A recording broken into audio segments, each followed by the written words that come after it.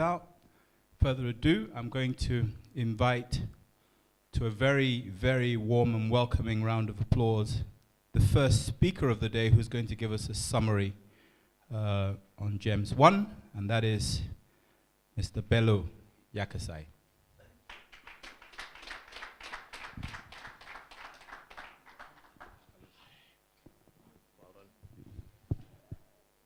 Very good morning, everyone. Could I have the first slide on slide number 1? Right there. Okay. This morning we'll be talking about 2 value chains, meat and leather. And let me make it clear: not livestock, meat. That's from whence the animal is slaughtered to the time it ends up in your plate. And then leather, which is a byproduct of that activity. So these are the same thing, but actually, in the Nigerian culture, once the animal is slaughtered, leather is removed, they don't meet again, except if they go to the Yoruba land, where Momo will meet meat. So this is, in terms of funding, this is the smallest of the GEMS suit, but by no means very, very important. And to make it to the 10 most promising sectors in the country after an analysis, I think is good enough. Remember that if you make it to the top 10 richest people in Nigeria, you'll be rubbing shoulders with Dangote. So this will rub shoulders with any other sector. Can we move on? The purpose is to inform you on what has GEMS1 been able to do and what are the implications of GEMS1's activities. And also to assist you, because you are in a position to plan at least your businesses or plan interventions and activities for the general good of the society. Ensure that you have information that you can either use directly or leverage on to be able to put together something that will benefit the people or benefit your business. Can we move on, please? Please? Good. GEMS1 is a project conceived basically to be driven by the private sector. Assist in development of quality meat, more meat and quality meat. At the same time, increase the production of finished leather goods, bear development of the leather sector in Nigeria. Please note, we're the largest leather producing country in Africa. For the small ruminant, 45 million skins are processed out of Nigeria every year. And that's more than $800 million worth of income for the country. So it's a big sector. We started 2010 as the first of the GEMS suit, and it ended in 2015. And I'm happy to say that I was the first and the last local staff on the project. So who else had the capacity to speak in terms of institutional memory? So I told you it's very small, $10 million, spread over 2 value chains for 5 years. That's approximately $1 million per industry per year. And we were 29 in number. Some of us are here. But the good thing about is only 4 are expatriate staff. All of us were Nigerians. The 4 are the team leader, and then some short-time technical assistant consultancy. Could you move on? We have the guiding principle, the central themes that guide the implementation of this program. One is ensure that hard productivity is improved in the country. And hard productivity, for those of us who are not in livestock, is the ability of the herd to chunk out slaughter-ready animal or finish-ready animals into the market for us to have enough meat for consumption. So that's one. Secondly, and this is talking about small and large ruminants. Small ruminant in case of Nigeria are ewu, ram, and nama. If I use Nigerian language, we're talking of cows, rams, sheep, and goats. These are the focus of this program. And also improved finished leather goods in terms of quality, finished, and quantity. Not that in terms of quality, we are talking of how good does your shoe last. In terms of finishing, we're talking how beautiful does it look. Remember, this sector belongs to the fashion industry. So it has to look good to compete in the marketplace. And then volume is, it's like synonymous to costs and availability. We also look at food safety. We all have been to the local market, except those of you who are in Nigeria quite recently and have not been able to get around. But if you go to the local market, you want to buy meat, you know there are always two buyers, you and the price. So you say, give me, no, I want to buy this side. And then the price will, and so what is happening is that is unacceptable.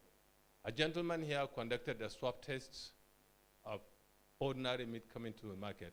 I think he found out about 28 different types of bacteria that are all harmful to human beings if we were to consume it raw or half-cooked. So it's a big issue. And then the quality, eating quality means how consistent can you go to the market, for example, and buy meat and eat it with knife and fork, and tomorrow you still go and buy and eat it with knife and fork. Even though I know my friends would like to drug the meat like, So this is the kind of things we look at. And especially, people travel a lot. The middle class is growing. They ask for better meat. And that's the kind of things we look at. And when you talk of increase in production of finished leather goods, just imagine this figure, that between 30 to 100 million pairs of shoes, just shoes only, come into Nigeria from the Asian world today. I mean, every year. Now, imagine that costs $3,000. Do it by 100 or 30 million and see how much money it is. Imagine this money stays at home in Nigeria. Imagine what it will do to our youth, unemployed youth, how many people, men and women, would be engaged in the sector. Now, China controls 90% of that market. If we can take just an additional 10%, we'll have 20%. And that is in billions of naira. So this is our focus. Now, capacity building, I think one of the things we found when we came here was that there were not many studies. There are a lot of studies in livestock. I give them the credit. Researchers concentrated a lot in livestock. But there were not any credible study that we can find in the meat sector. Same thing with the leather. Companies have their information, leather production companies, especially those higher level tanneries, they have their information. But there's no information you as a researcher or as a developer that is available for you to plan your activities. So we concentrated on that, and did a lot of studies and a lot of proving. And today, most of the studies we've done is the reference point for Nigerian planning for leather and meat sector.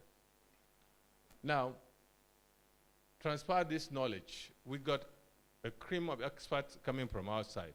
But I don't think I need to justify that. 6 years ago, I knew nothing about these two sectors. 7 years ago, nothing about these two sectors. Today I'm standing before you, and I can see you are listening to me rapt, like you are listening to someone who's 70 his life consulting in the sectors.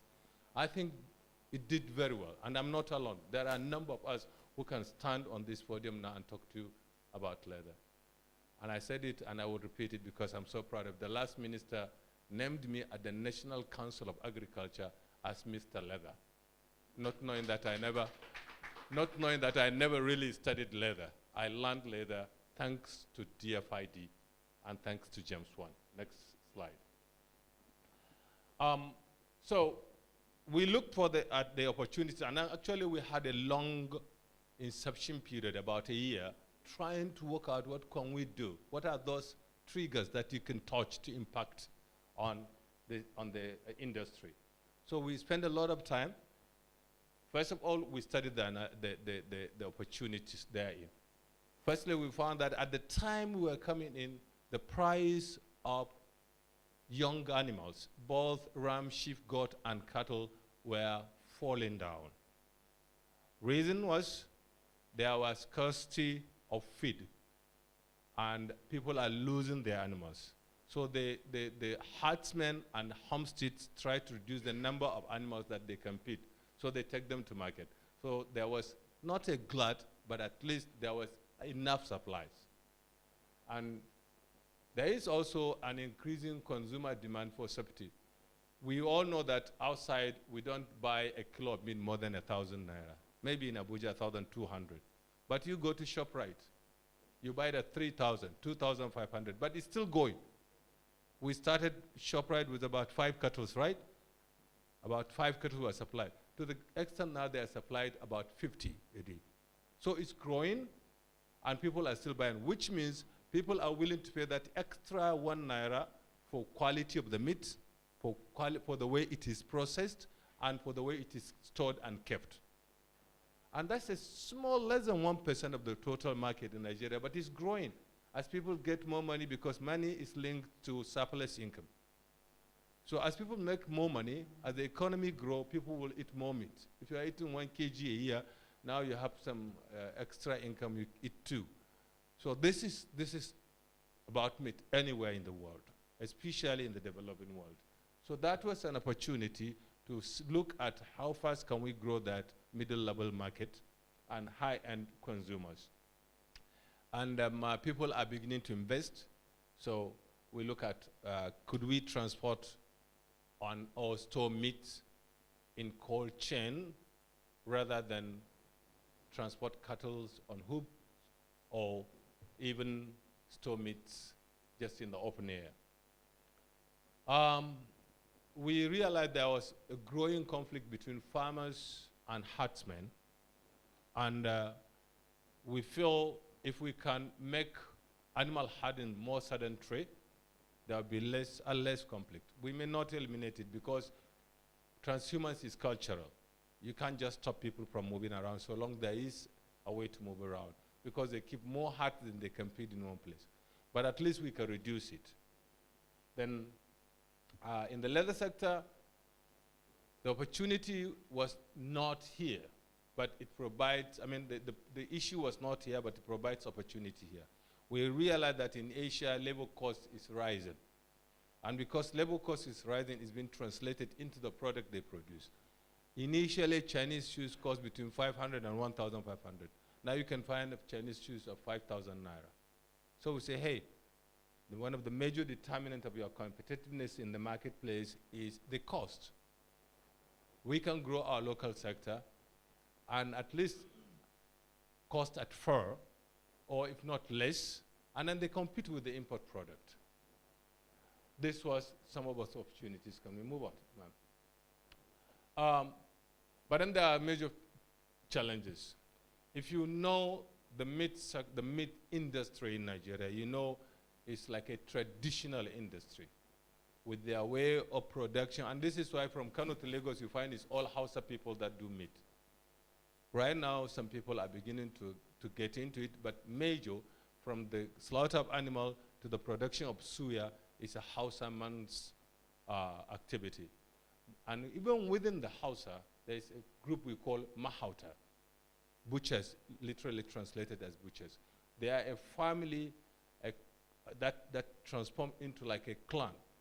You can't just take a cow and go to the abattoir and slaughter just like that, unless you're doing it for your own festivity. But even then, they will have to provide the services for you. So it's really traditionally and strange that to break that, you need to do a lot of work, and you need to make it incrementally. And we don't have that much time, we're at only 5 years. And this is a 1,000-year tradition. In the leather sector, at that time, there was reintroduction of export expansion grant. Good thing. the only and the first incentive to the leather industry in Nigeria.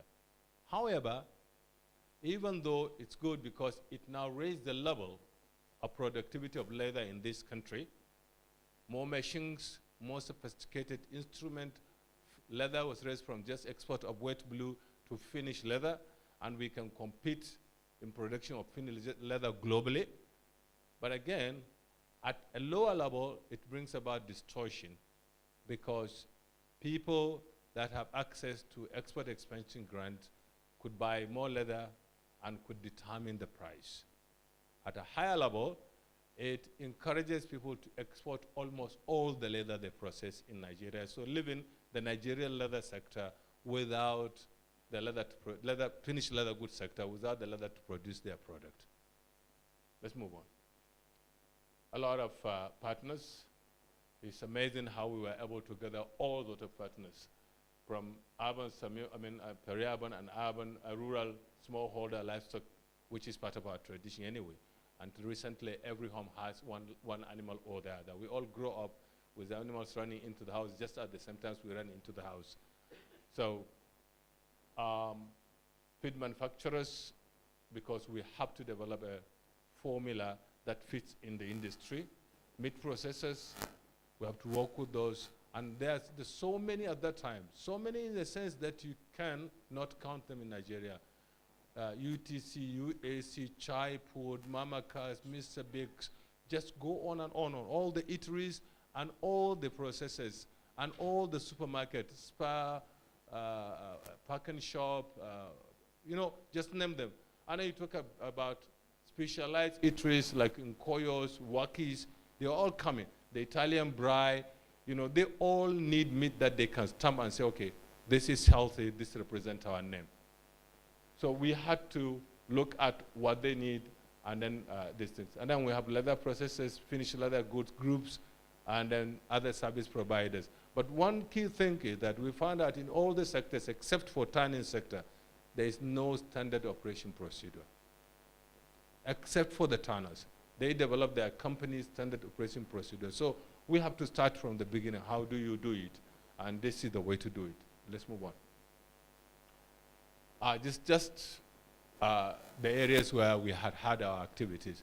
We actually were supposed to do our activities in a number of steps, but we realized the value chain is spread all over the country. So we have to move to Lagos, to Aba, to Onitsha, to Owerri in the east, Kaduna, Abuja, Kano, Jigawa, just name it, we were there at least over 18 states. Move on. This was what we used to gauge ourselves.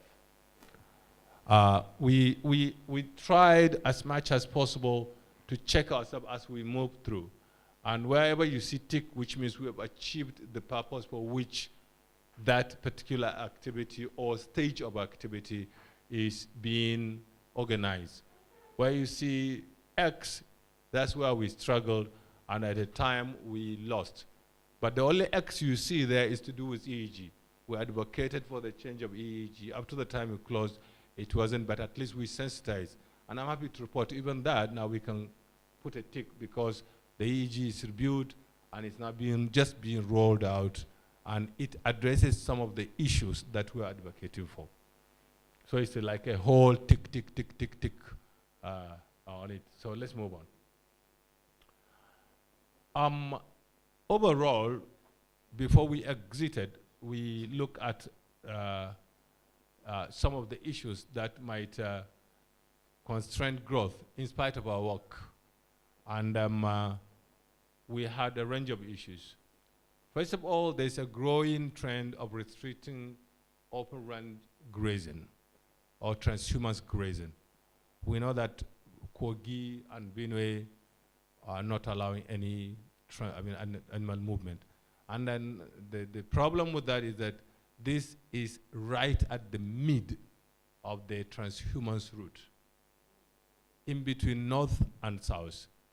In a season like this, people travel south and they go through that area.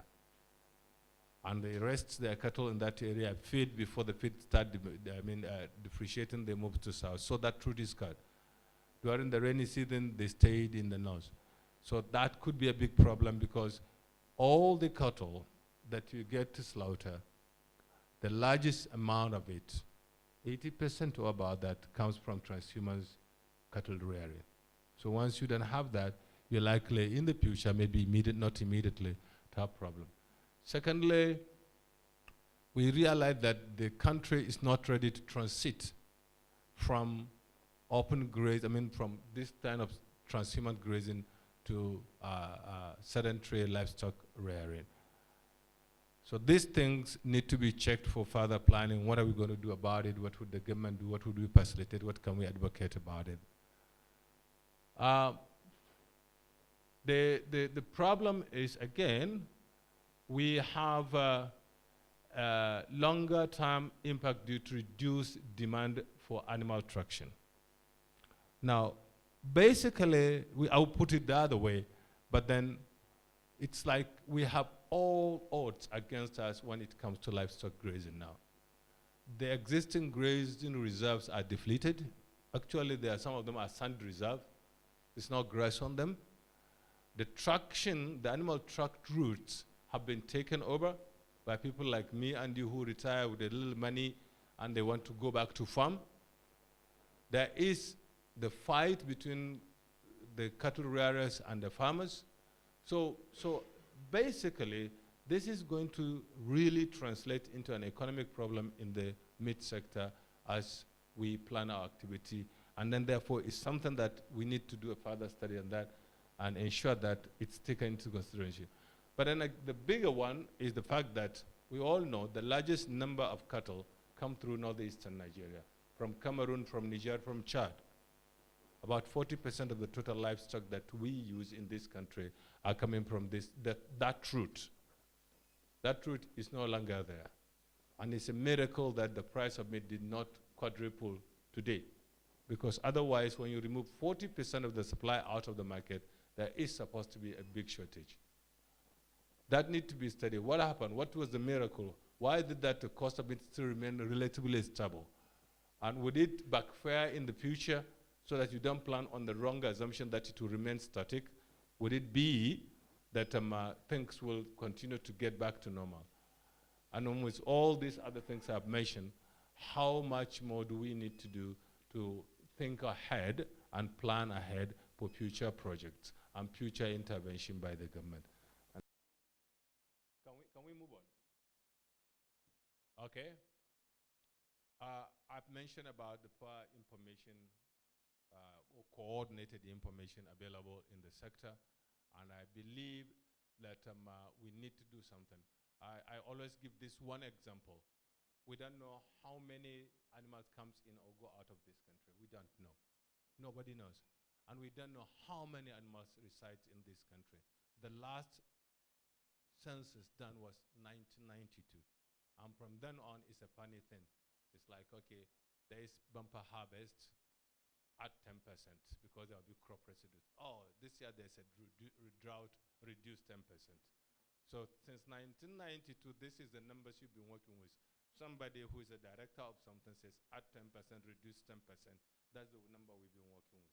It's a pity for a country that has a huge opportunity in the livestock sector.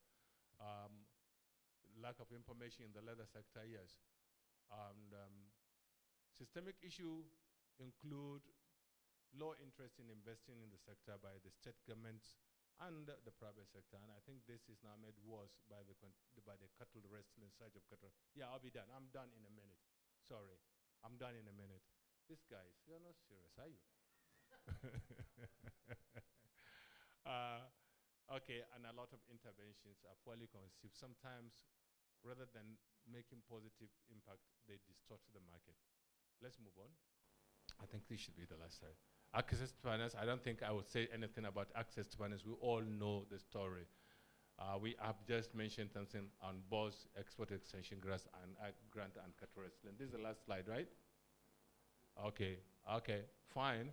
But one good thing that is coming up of GEMS GEMS1 after it closed is that we become, the document that we produce were the only reference document in these two sectors. When we were doing the agricultural transformation agenda, it was our document.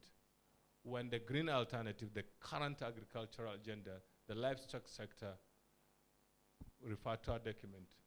When the livestock now projects coming in across the country refers to the document we have. And I am happy to report that as I stand there, I could decide to say, call me chairman, because I'm the chairman of the National Leather Policy, the first ever in the history of this country. Simply because I was in GEMS1. Thank you very much. I rest my case.